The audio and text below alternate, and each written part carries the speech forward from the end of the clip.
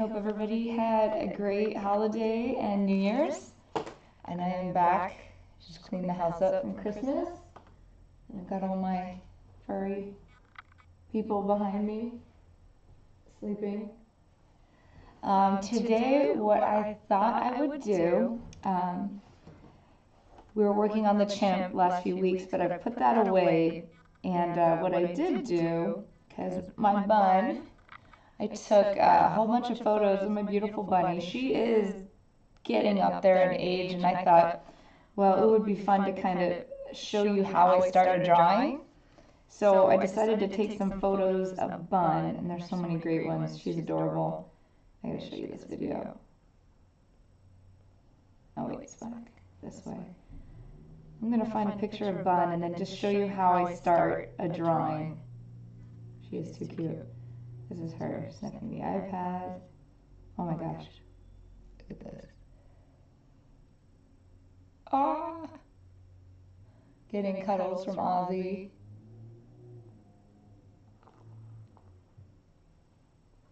But I've noticed that she's kind of slowed down as she's getting to be a senior bunny.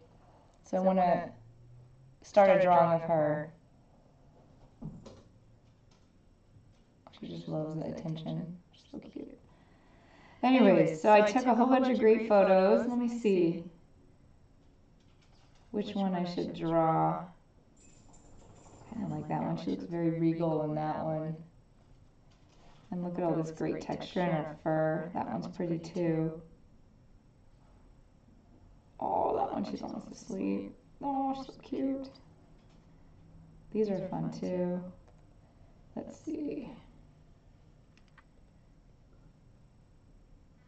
Oh, that one's just adorable too, that position that she's in. And that would lend well to kind of adding something else in there. Even the still here of the video is adorable. You can't take a bad picture of that bunny. Well, except that one where she looks at the iPad. Some people ask why she can roam around the house, and you can see in this video that she's in her litter box. It's right underneath the coffee table. I don't know if you can see it behind me. But underneath the coffee table is her litter box, and she's litter box trained like a cat. So if she has to use the potty, she just goes in her litter box. That one's pretty too.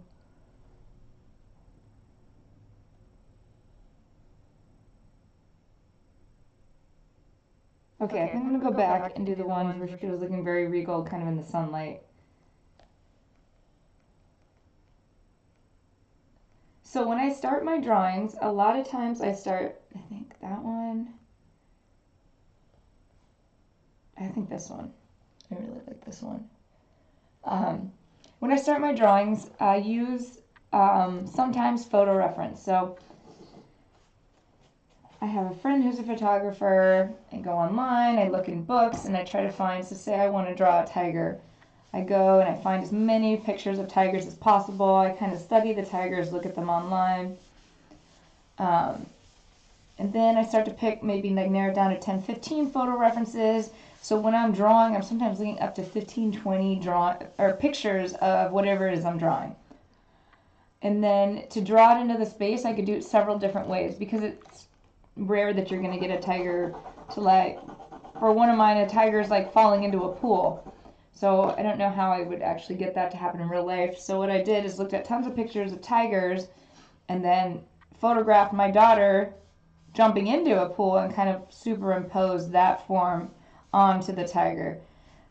So what I'm going to do now is just demonstrate kind of drawing from photo reference. So my very first step, and I do this on my large scale work and my small scale work, is I'm using just the dust from the 6B pencil, and I'm just working on form.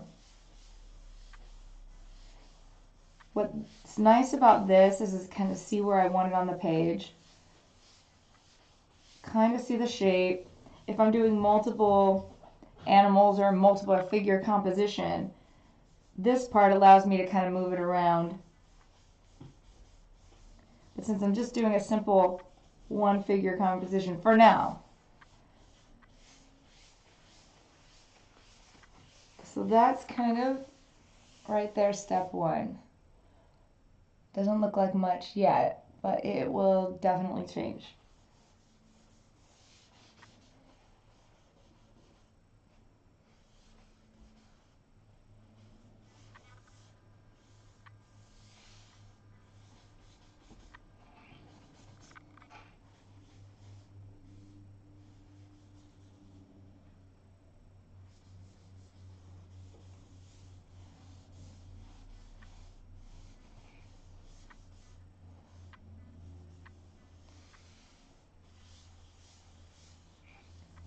Okay, so that's step one.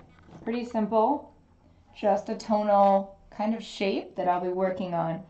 I took these photos on my iPad, which is kind of cool because when I'm zooming in and I want to look at maybe some more features on her face, I have the ability to zoom in, and she's got the most beautiful fur and texture. So what I'm going to do now is I'm going to use the eraser to draw. This is again a great way of like a non-committal way. Got her mouth, kind of comes down like that. That's where her jawline is, connects up like that. What I see now is her little dewlap neck thing is going to come down. So I'm going to add a little bit more tone here.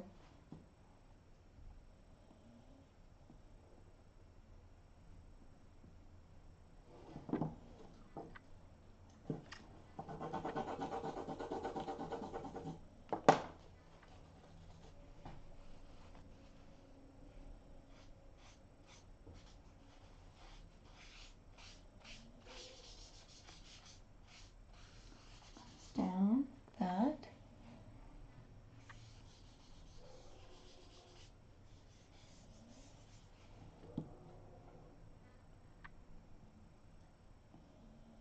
Right now I'm looking at this kind of, oh, can you see here? Here we go. This kind of neck region right here.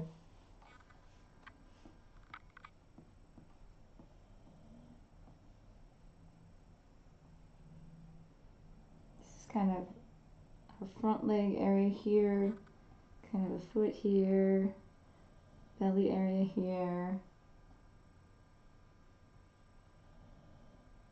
other foot. We got her jawline into ear. It comes out. This kind of comes up here.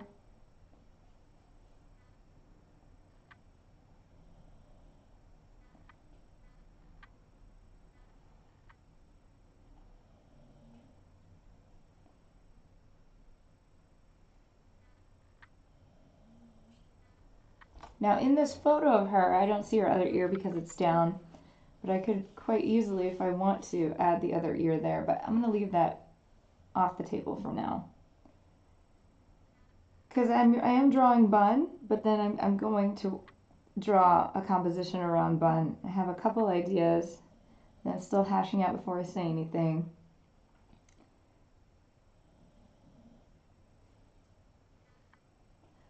Does that show up? You can kind of see a really faint outline. And the best thing about drawing this way is that if I just didn't like any of this, or I wanted to move the bunny over an inch here, 2 inches here, erase all of this, paper's still good, I haven't committed to anything, but I have a really good understanding of where things are going to be now on the paper.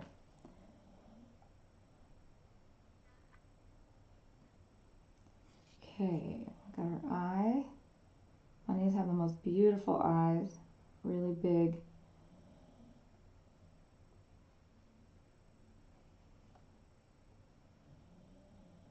So I'm looking and measuring here. I'm thinking this eye might be a little bit too far back. Move that forward just a little bit. Yep. Yep, this eye's too far back. So if I want to just go over it and move it forward.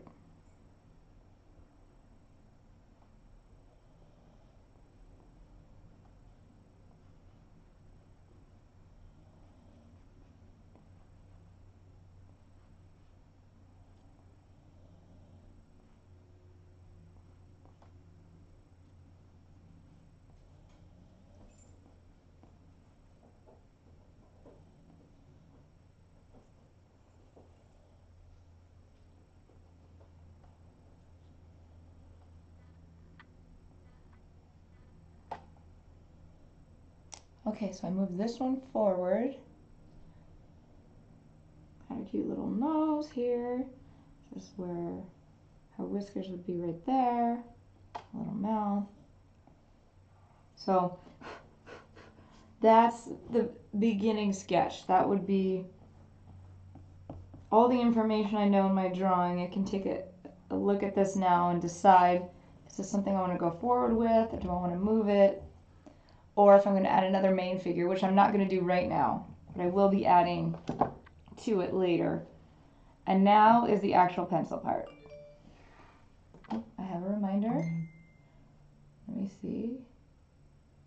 Oh, fun. It's a message.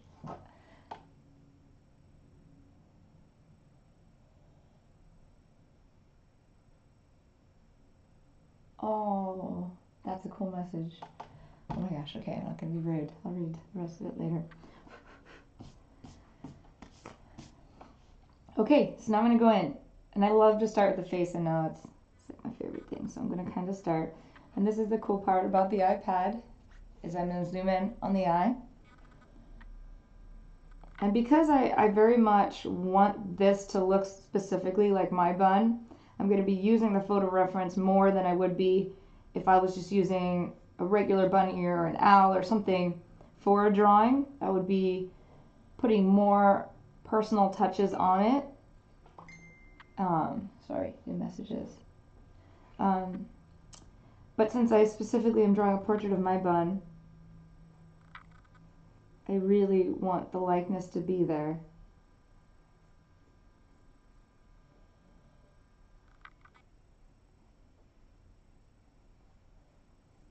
So I'm going to try to stay as true to her features as possible so it really will end up looking like her at the end.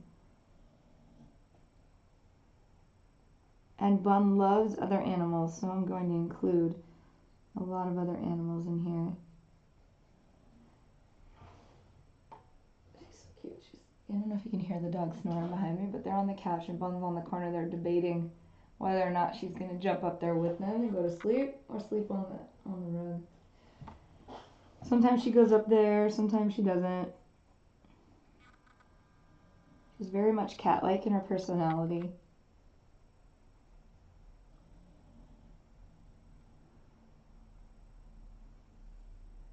A little bit of this really pretty kind of lighter fur right here by her eye.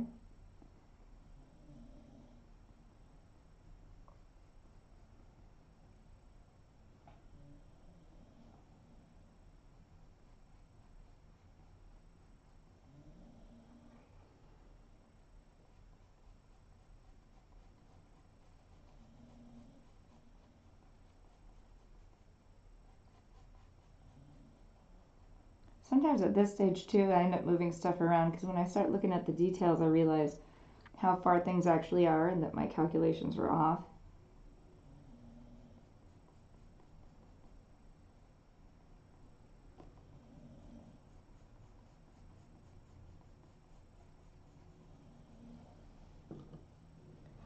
I'm going to use this to blend.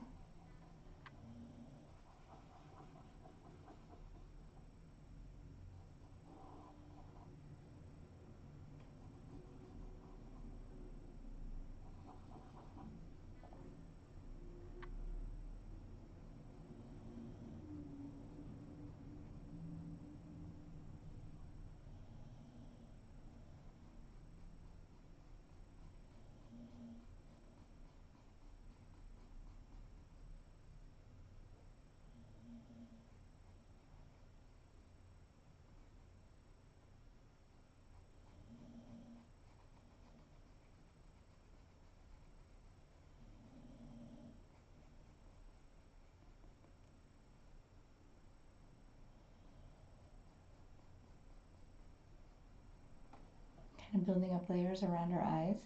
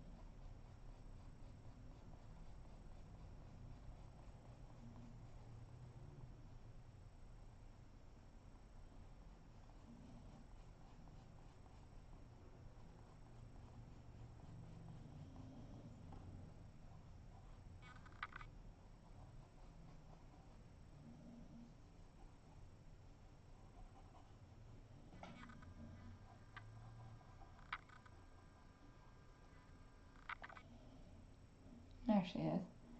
She's coming out. I'm refraining from using outlining at this point. I do like to outline a lot of my work to really make it stand out, kind of more graphic. But right now I'm just working on tone, texture, and shape. Later on I'll outline things kind of stylistically. I just had that idea right now of she's got such a big personality, and it would be really fun to draw her as this kind of massive bunny and then small, seemingly large creatures around her, but kind of miniaturized and accentuate her big personality. This bunny has the biggest, like for her size, the most amount of this house. It's a small house. It's a 3-bedroom, and 1 bedroom's for my daughter, 1's for my husband and I, and 1 is for the bunny that she only has to be in when we're not home. But she's still free roaming in the bedroom. She never goes in a cage. She hops around the house, and she is the smallest animal in this house and has the biggest amount of space available to her. But she has a huge personality, so we couldn't have it any other way.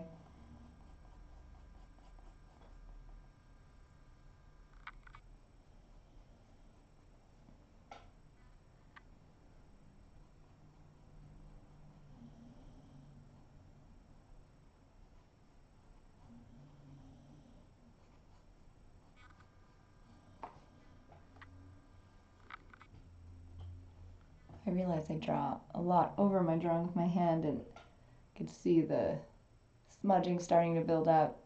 I usually wear gloves, but my hands have been in pretty good shape lately, and I don't want to go out back and get my gloves right now. So I have over the years developed an allergy to too much of this dust on my skin. I break out, it's like probably TMI, a little bit of like really painful bumps where if it sits on my hands for too long, or if I grind it into the paper with my hands, I used to really, but now I do it with Q-tips and paper towels, but I used to really grind it in, and got this really painful reaction to it.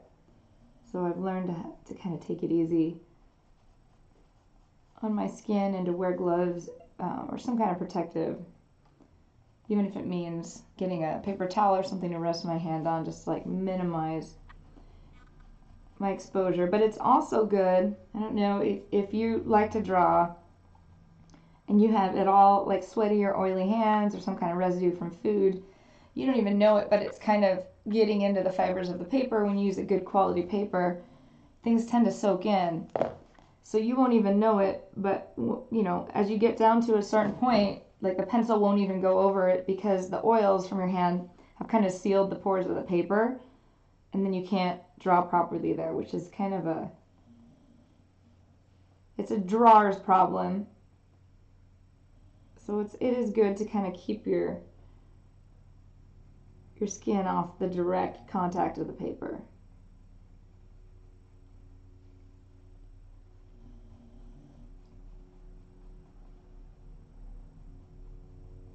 You can see her starting to come alive there.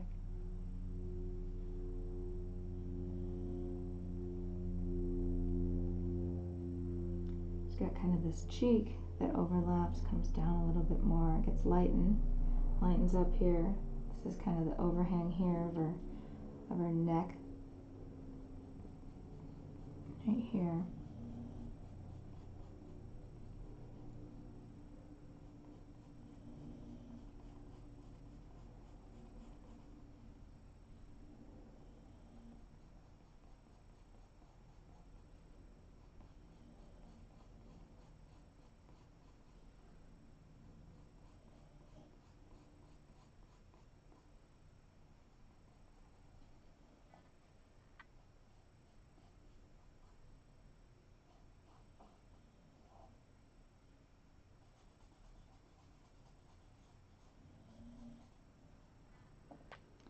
Realize she's got a little bit more of an arc here.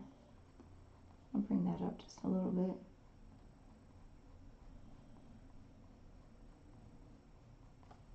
There we go.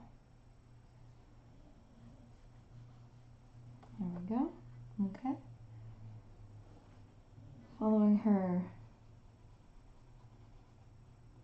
neck up.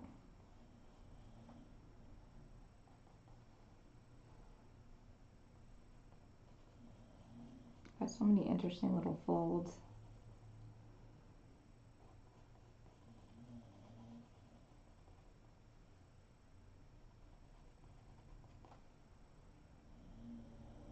The ear kind of folds here,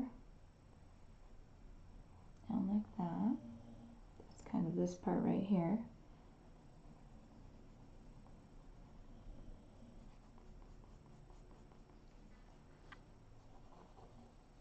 I'm going right over where the eraser marks are, kind of dissolving that, turning them into pencil marks.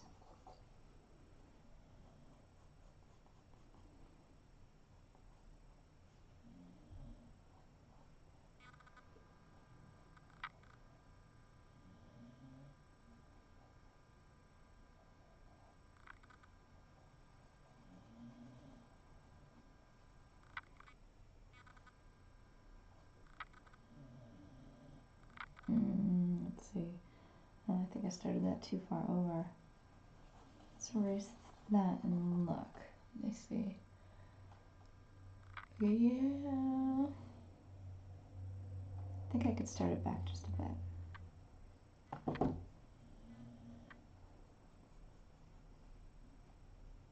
I'm going to start that right here. And this is kind of the part where her ear opens up right there.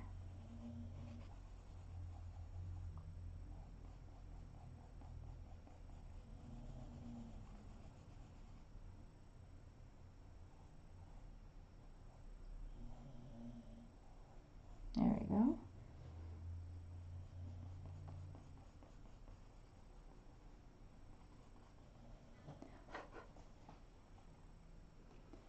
Okay, this is the part, comes up, turns, goes here. What I'm doing now is actually kind of measuring. In my head, I'm looking at 2 points, this point here, and this point here, where this connects here. And then I look up. This goes like this. This goes like this. This part is right here. And then that's where her ear goes up like that. This is where we've got the junction of the ear to the head. Kind of like that. We've got a little mountain there. It's kind of the shape of the ear there. And actually, this is inaccurate. It kind of comes out a little bit more and then down. Every bunny's ears are shaped slightly different. She's a domestic bunny, so they kind of have these shorter ears. The wild hares that I tend to draw a lot, they have those enormous kind of like, oh man, they're crazy long and they just kind of like unfold. They're really cool. Domestic bunny has these kind of, and she's actually doesn't have the shortest ears. I have a friend who's got really, her little dwarf bunny's got really tiny little short ears, which I don't think is as good for living in the wild, which is why domestic bunnies can have them. And I'm not 100% sure what kind of bunny she is because we found her at a park after somebody dumped her there. So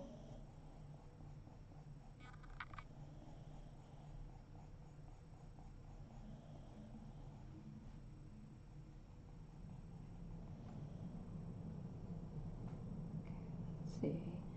I'm going to move this over just a bit. That. This is the junction of the ear into the head.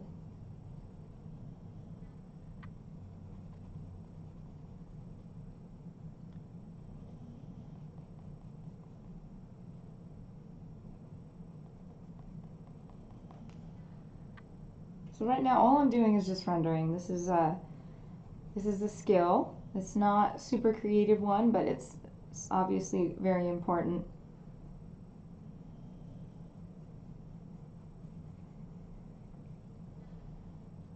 And I always tell students, and I always tell people that are starting to draw, is pay your dues to drawing from life and to studying form and light. And then after that, when you understand at least the basics, then start really doing your own thing, because sometimes we have such great ideas but we can't get it out because we don't know the skill. So it's super important to practice the skill, and then your creativity can have its voice because you have a skill to back it up. Sometimes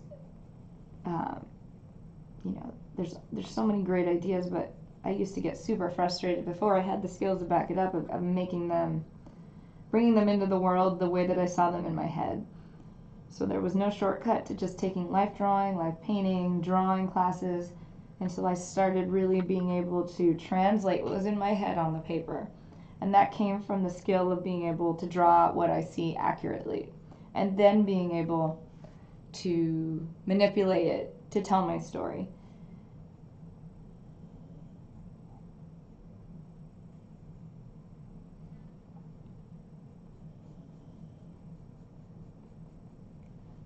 Okay, let's see. Starting to see the shape come out.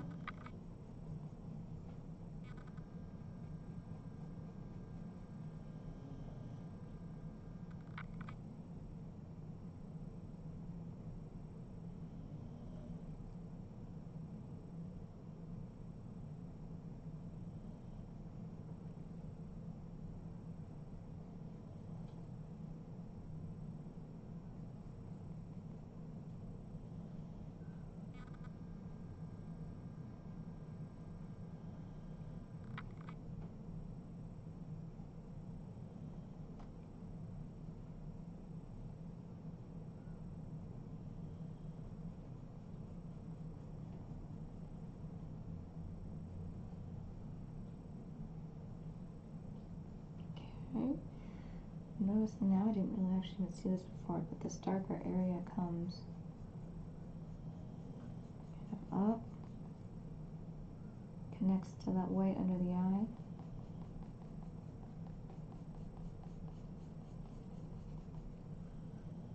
Kind of connects down into this.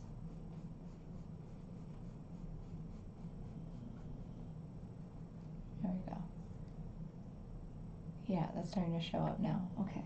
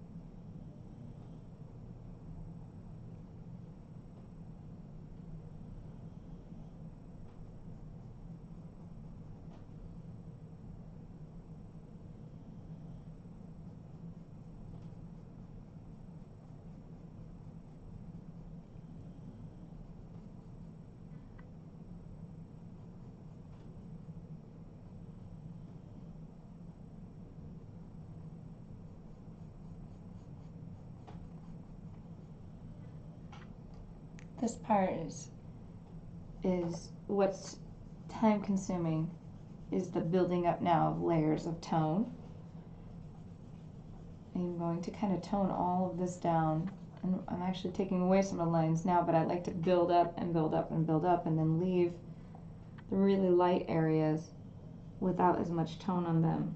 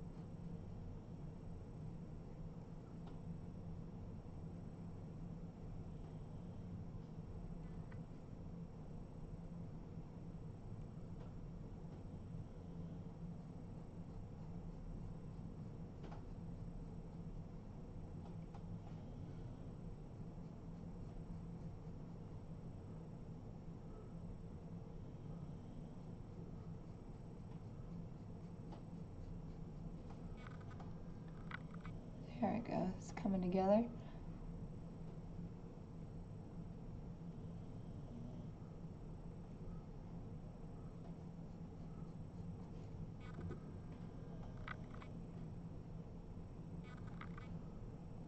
I'm going to define this line a little bit more. And right now I'm just using the 2B, which is really great for line work. When it comes to making the eye look liquid and the darks, I'll come in with my 4B and 6B, but that won't be for quite some time because that will bring in a lot of tone, and I want to save that for a few key areas to really make them pop. I don't want to use it everywhere.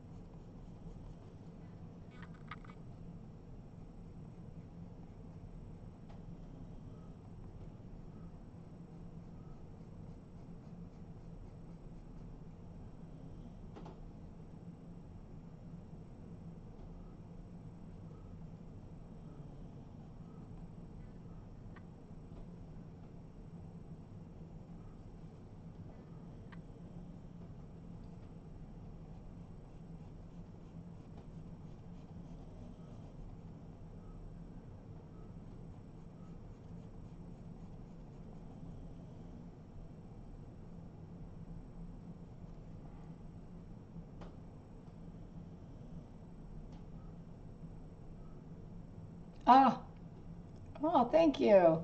I think I've actually been on for about 50 minutes now, but it's pretty much the beginning. And yes, this is definitely Bun Bun. Here's the photo I took of her. It's adorable. Actually, I just zoomed in. I had a whole photo shoot with her this morning because, you know, it just dawned on me how old she's getting, and I feel like she's just slowing down a little bit, and she's definitely a senior bunny. And I just wanted to spend some time in drawing her and to show people how I started drawing and use her as kind of a reference. And what's great about the iPad too is that you zoom in to see the detail, but then you can zoom out and you get a better chance to really kind of like see the light and dark. It's more of a condensed, so I can be like, oh, this is kind of similar in tone here.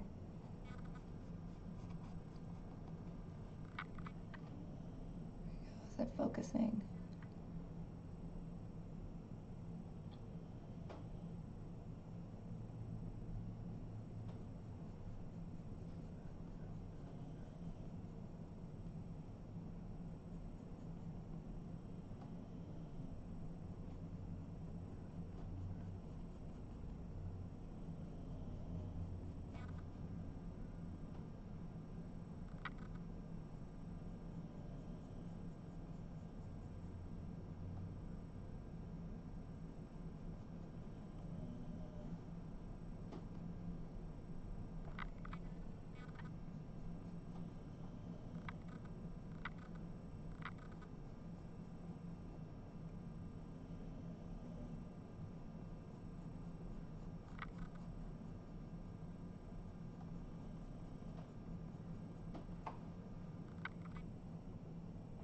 I should put this in the screen so you can kind of see it.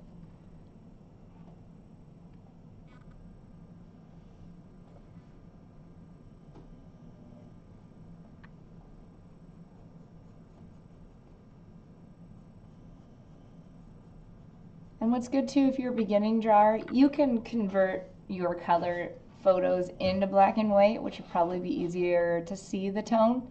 I don't do that anymore. But it's a little bit easier that way if you want to just focus on the gray tones other than kind of converting it in your head.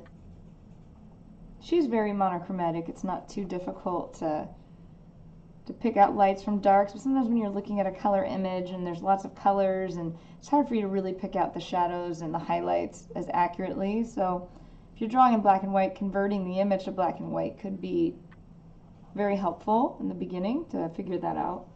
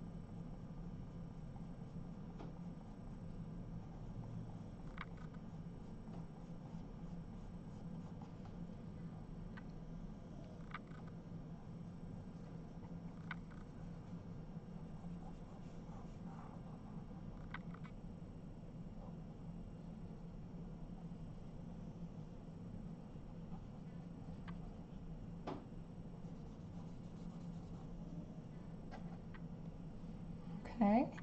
Let's see the tone coming out.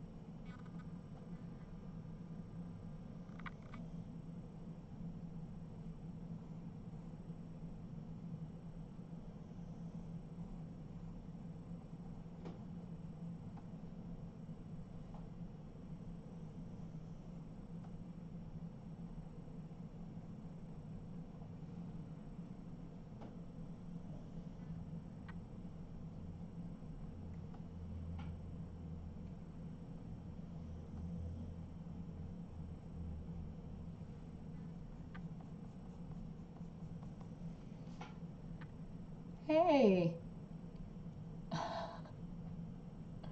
Thanks. You know this bunny. Did you see the photo? Bun Bun and I had a photo shot or photo session this morning.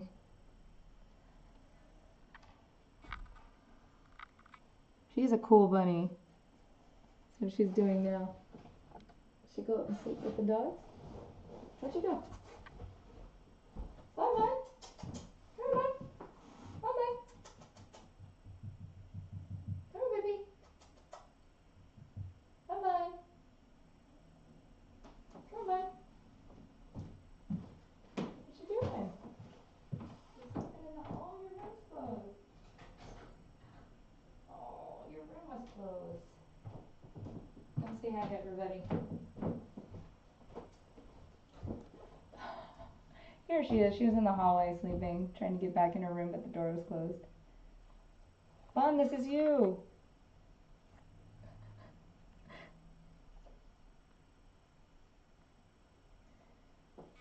If she was patient, I could actually sit her on the table and draw her, but she is definitely not patient, and I wouldn't want to stress her out like that. There you go, baby.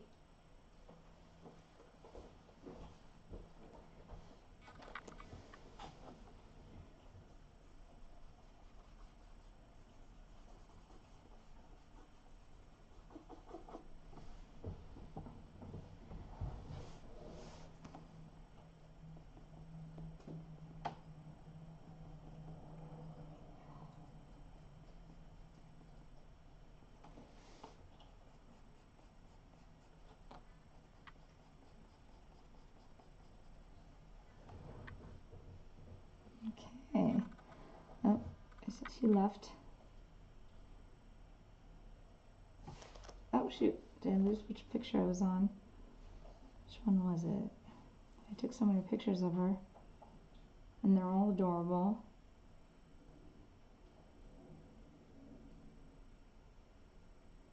Videos. Oh, I'm going to play the videos again, just so you guys can see these ridiculously cute videos of Bun Bun and Ozzy making out.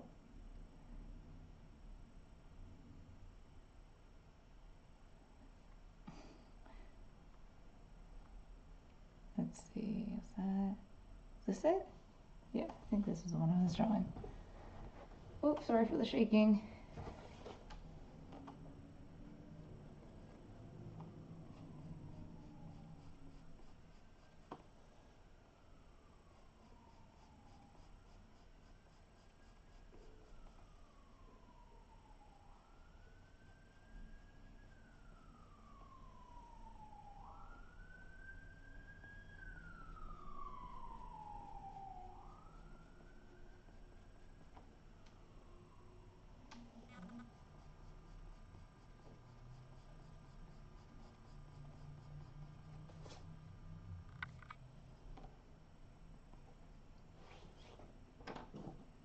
We'll switch to a B for even finer lines, so you can get even smaller little fur lines on her. What's so nice about the B is that I don't know if it can pick it up because it's so faint, but it allows me to really make these beautiful defined lines. They don't smear much.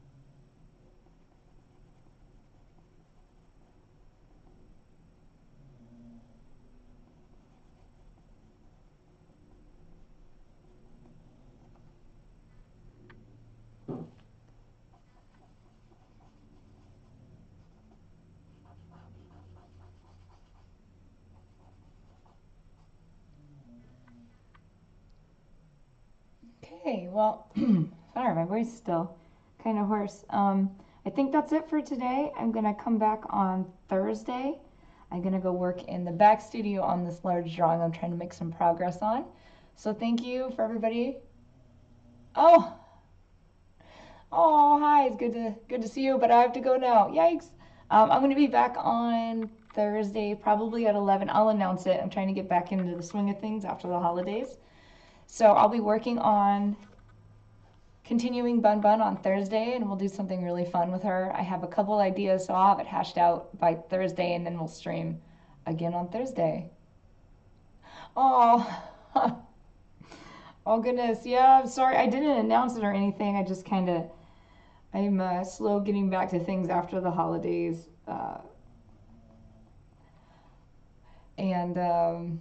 Yeah, but I'll be back on Thursday, and hopefully you guys can tune back in and ask some questions. And just a quick recap of what today was.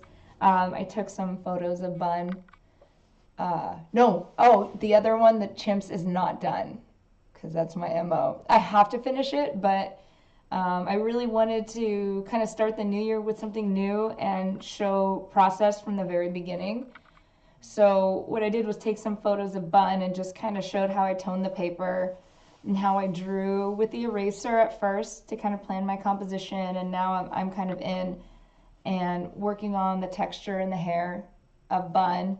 And then what I'd like to do on Thursday and next week is start turning her in to the magnificent being that she is and really accentuate her giant personality. So I'll be using a lot of miniatures in this one to kind of show what a large, small but large being she is.